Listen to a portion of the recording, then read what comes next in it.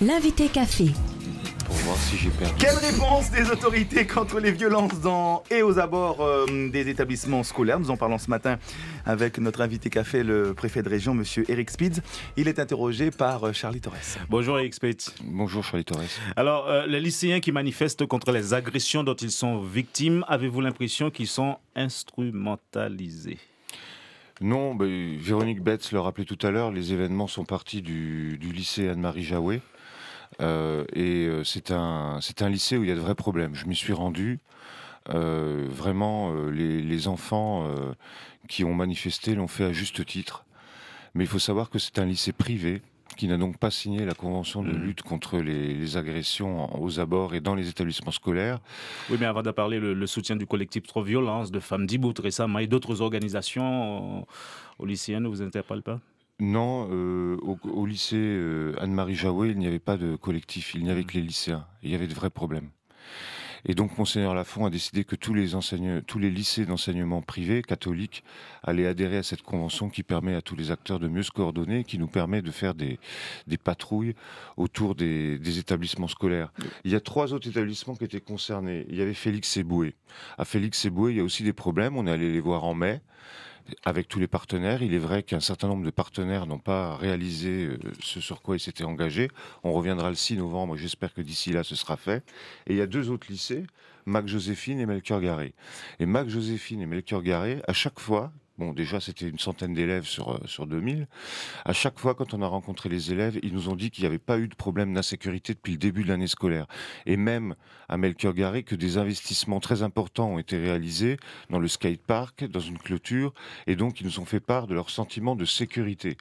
Donc, voilà. La convention évidente justement que vous présentez aujourd'hui comme étant la panacée, est-ce qu'elle ne montre pas aujourd'hui ses limites? Est-ce qu'il ne faudrait pas aller encore plus loin comme préconisent certains, notamment en y associant davantage les municipalités? Ah, mais les signataires de la Convention évidente, c'était outre la ministre de l'Outre-mer, le président du Conseil général, du Conseil régional, et puis tous les maires.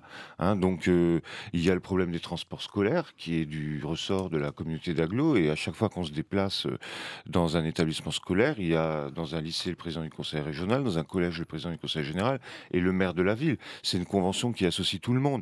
Et je vous l'ai dit, les élèves eux-mêmes nous ont dit à Mac-Joséphine et à Melchior-Garré qu'elle avait produit ses effets.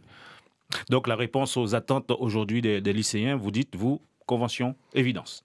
Je dis qu'il faut toujours mieux faire. On fera mieux sur les établissements privés, maintenant qu'ils ont contractualisé avec nous.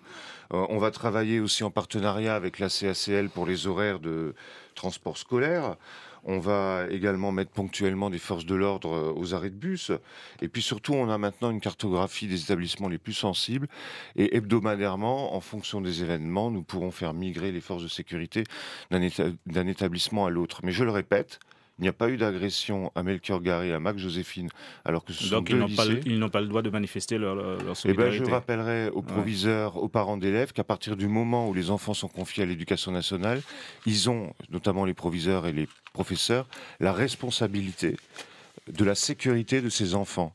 Et ces enfants qui sont dans la rue, au lieu d'être en classe, si demain ils sont renversés par une voiture ou s'il y a un accident, la responsabilité, elle est du ressort de l'établissement où ils auraient dû être abrités. Véronique Betts. Alors, dans nos reportages, radio et télé, les lycéens, notamment de Melchior-Garré, disent, voilà, en sortant de l'établissement, en allant prendre le bus, en attendant nos parents, on s'est fait ces jours derniers arracher des chaînes, arracher un téléphone. Là, effectivement, ils ne relèvent pas de l'autorité du lycée, mais qu'est-ce qu'on peut faire pour eux? Alors à Melchior-Garré, je vous rappelle qu'il y avait de gros problèmes. Nous nous sommes rendus plusieurs fois l'année dernière. Des travaux importants de sécurité ont été faits. Enfin, tout le monde l'a vu. Tous les jeunes disent qu'à l'intérieur, ça va mieux. Tout le monde l'a vu. Ensuite, aux abords de l'établissement, il y a moins d'agressions. Aux abords des établissements en Guyane, il y a moins d'agressions. Le problème, c'est que les agresseurs, on va dire, se déplacent à 800, 500 mètres de l'établissement. Et par conséquent, nous devons adapter également nos patrouilles à cette évolution. Les agresseurs, ils restent pas immobiles. Mais nous avons sur ce lycée une petite équipe qui agressent les élèves, et j'espère que nous appréhenderons les auteurs dans les prochains jours. Fabrice Craig. Est-ce que les chefs d'établissement font bien remonter les informations? Encore des couteaux à l'intérieur des collèges et lycées, on peut aller sur Facebook et on le voit, des bagarres de jeunes armés, et voilà, donc encore des braquages à Remire-Montjoly. Malgré la Convention d'évidence. Oui.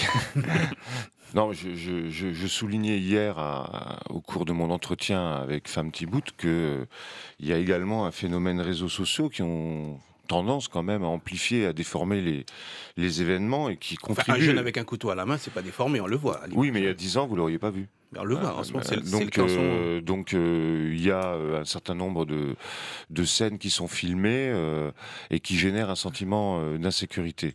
Donc, moi, j'en appelle à la responsabilité de chacun. La question en plus, Rudy Carré. Oui, monsieur le préfet, alors Léon Bertrand a fait un rêve de voir Rodolphe Alexandre et Hachetchen Lang ensemble. Alors, quel est votre rêve, vous, en ce moment, avec tout ce qui vous arrive en ce moment, tout ce que vous devez gérer depuis quelques semaines?